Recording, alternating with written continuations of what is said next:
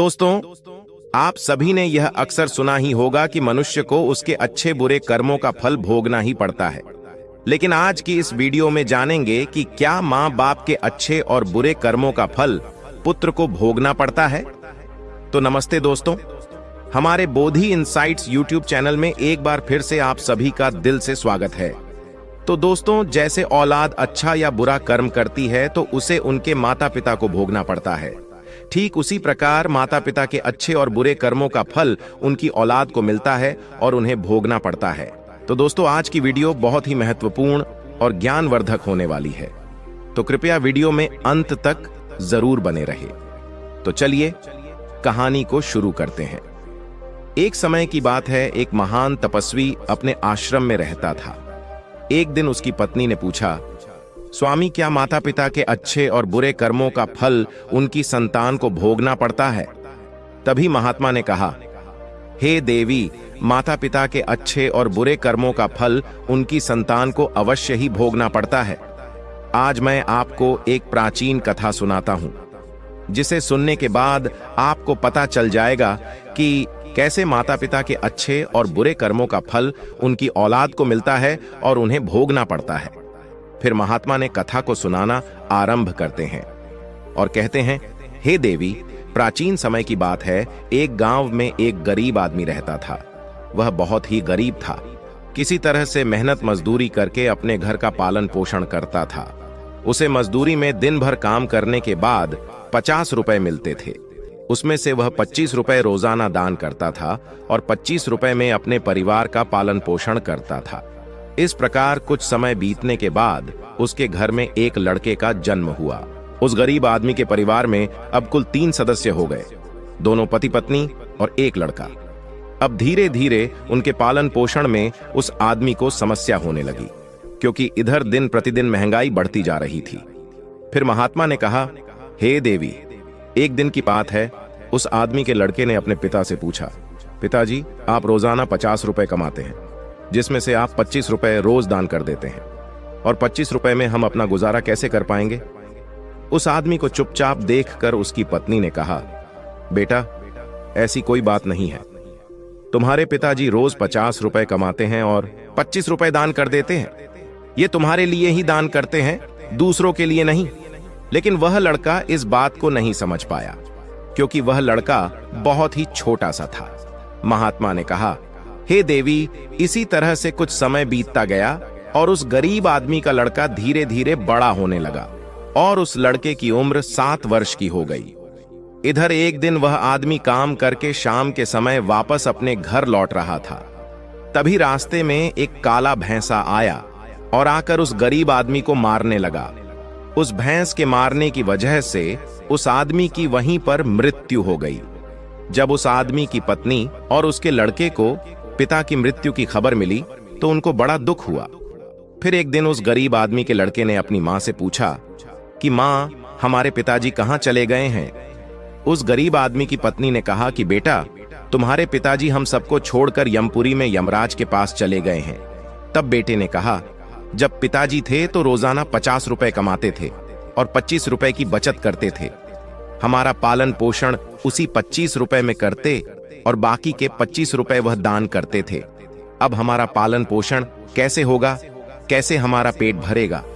फिर मां ने अपने बेटे से कहा, बेटा, जिस घर में गरीबी होती है उसका कोई सहायक नहीं होता है। उससे सभी दूर भागने लगते हैं सिवाय भगवान के, क्योंकि वही गरीबों के सहायक होते हैं। फिर बेटे ने अपनी मां से कहा कि मां, ऐसा मत सोचो, मैं यमराज के पास जाऊंगा और अपने पिताजी को वापस लेकर आऊंगा। हमारी गरीबी देखकर यमराज को हमारे ऊपर अवश्य दया आ जाएगी और वह हमारे पिताजी को मेरे साथ अवश्य भेज देंगे। फिर महात्मा ने कहा, हे देवी, उस छोटे से बच्चे की बात पर उसकी मां ने ध्यान नहीं दिया। फिर एक दिन की बात है, उस गरीब आदमी की पत्नी अपने लड़के को घर पर अकेला छोड़कर गांव में काम करने के लिए चली गई। और उधर जो उसका लड़का था, उसने मन में सोचा कि मैं यमराज के पास जाता हूं और अपने पिताजी को लेकर आता हूं। ऐसा सोचकर वह लड़का अपने पिताजी को लाने के लिए अपने घर से चल देता है।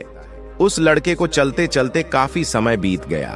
फिर उसे थकान का अनुभव हुआ और वह एक बहुत ही विशाल आम के पेड़ को देखकर उसकी छाया में जाकर के बैठ गया। तभी उस आम के पेड़ ने मनुष्य की आवाज में कहा कि बेटा, तुम कौन हो और कहां जा रहे हो? मेरी छाया में आज तक तुम्हारे जैसा कोमल बालक नहीं आया है। फिर उस लड़के ने कहा कि मैं एक गरीब आदमी का बेटा हूं और अपने पिताजी को लाने के लिए यमराज के पास जा रहा हूं।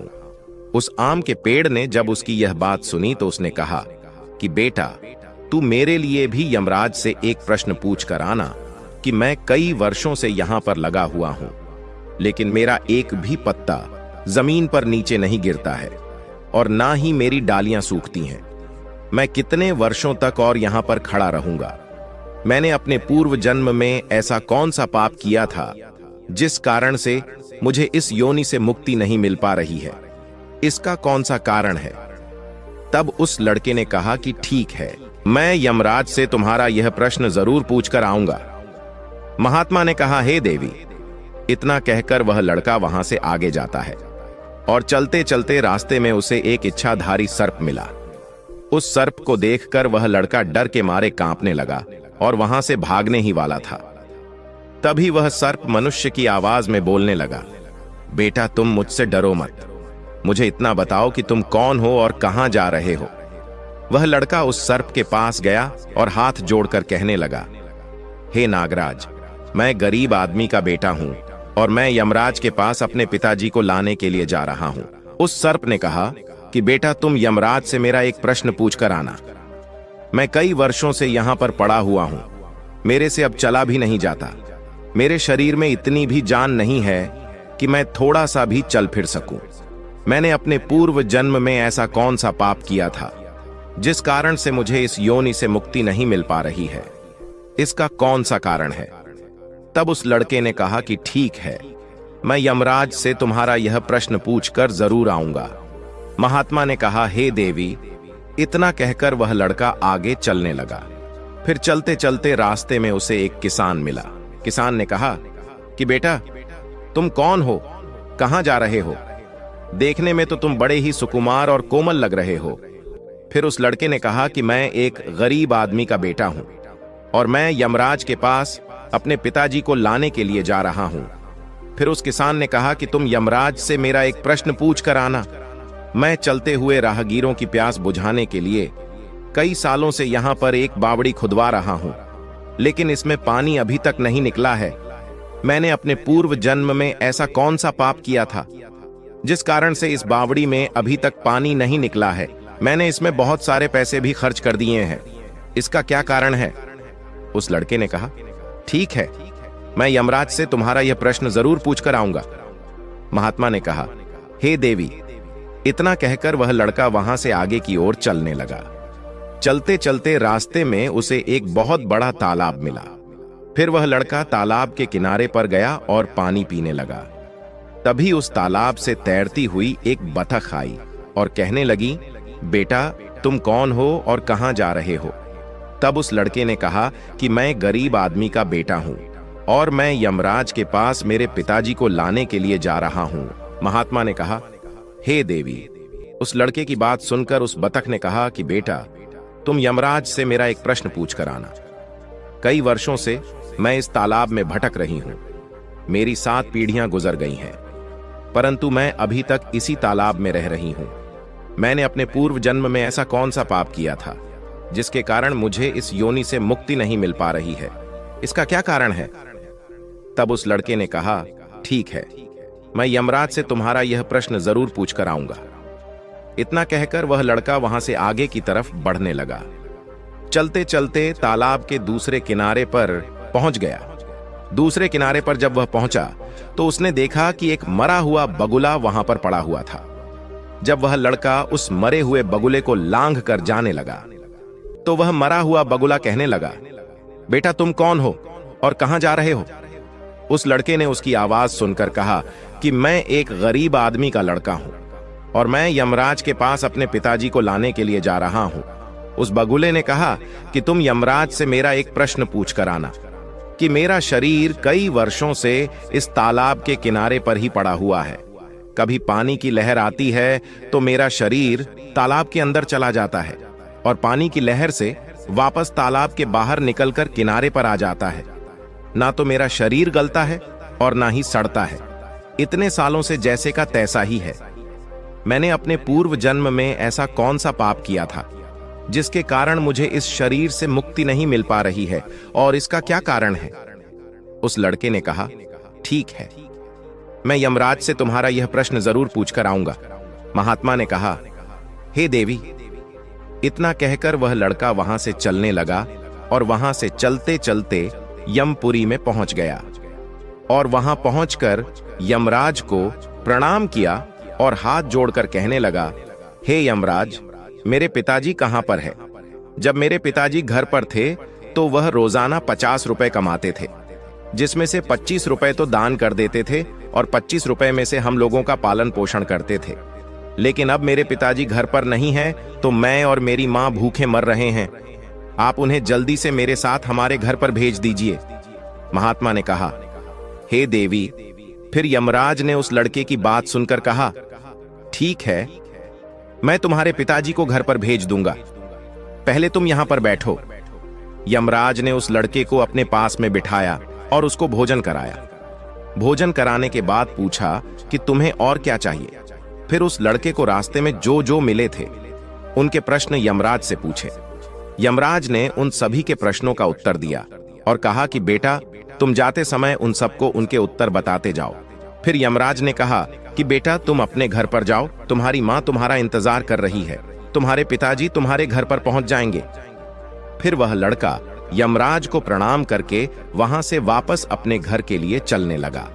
चलते चलते रास्ते में सबसे पहले उसे वहीं मरा हुआ बगुला मिला जो तालाब के किनारे पर पड़ा हुआ था। उस लड़के को देखकर वह मरा हुआ बगुला कहने लगा, बेटा, क्या तुमने यमराज से मेरा प्रश्न पूछा था?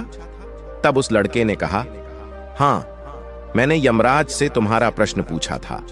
यमराज ने कहा कि तुम पहले बहुत बड़े विद्वान थे, परंतु तुमने किसी को भी अपना ज्ञान नहीं बताया। अब मर गए हो, वह ज्ञान तुम्हारे अंदर ही अंदर खौल रहा है। जब तक तुम अपना ज्ञान किसी को नहीं बताओगे तब तक तुम्हारी आत्मा को शांति नहीं मिलेगी। महात्मा ने कहा, हे देवी। फिर उस मरे हुए बगुले ने कहा कि बेटा, अब ऐसी हालत में मेरे पास ज्ञान लेने के लिए कौन आएगा? तुम मेरा ज्ञान ले लो। फिर उसने उस लड़के को जितना भी उसके पास ज्ञान था वह सारा ज्ञान उस लड़के को दे दिया और ज्ञान देने के बाद तुरंत ही उसकी आत्मा को मोक्ष की प्राप्ति हो गई। फिर वह लड़का आगे चल पड़ा। चलते चलते उसे वहीं बतख मिली। बतख ने कहा कि बेटा, क्या तुमने यमराज से मेरा प्रश्न पूछा था? उस लड़के ने कहा कि हाँ, यमराज से मैंने तुम्हारा प्रश्न पूछा था। उन्होंने कहा कि तुम्हारे अंदर अमृत है। जब तक तुम इस अमृत को किसी को नहीं दोगी तब तक तुम ऐसे ही व्याकुल रहोगी।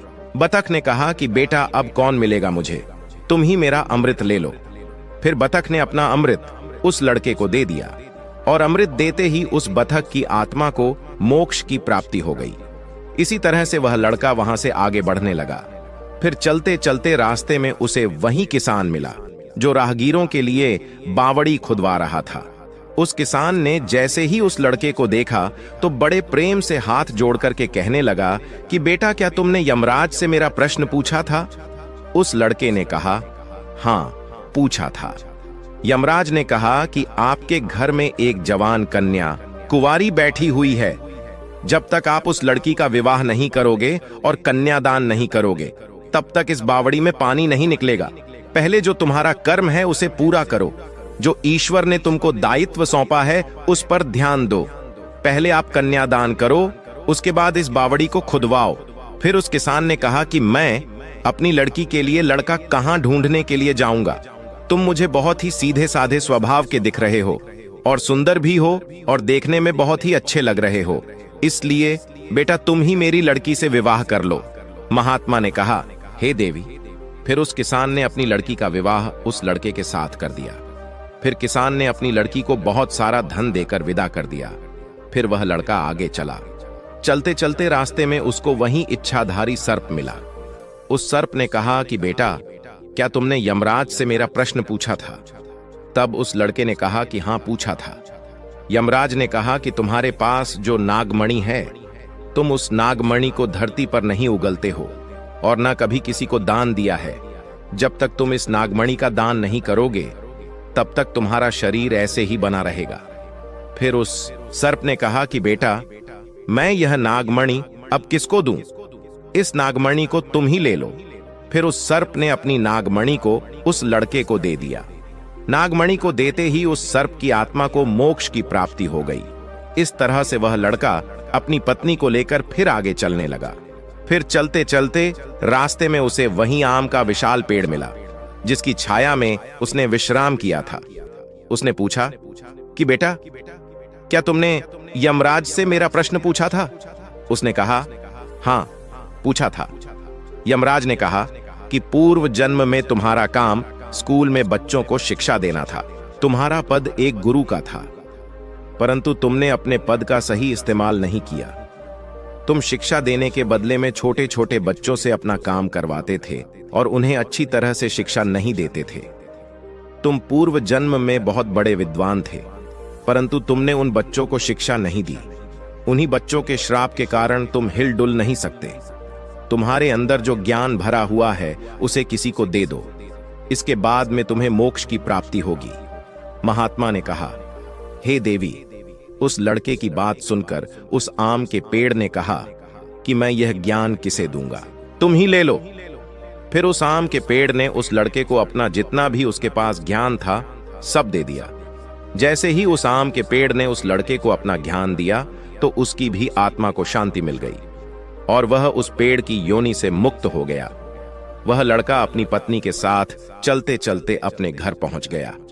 जब वह लड़का अपने घर पर पहुंचा, तो उस लड़के की मां उसको देखकर बड़ी खुश हुई और कहने लगी कि बेटा, तुम कहां पर चले गए थे और यह लड़की तुम्हारे साथ में कौन है?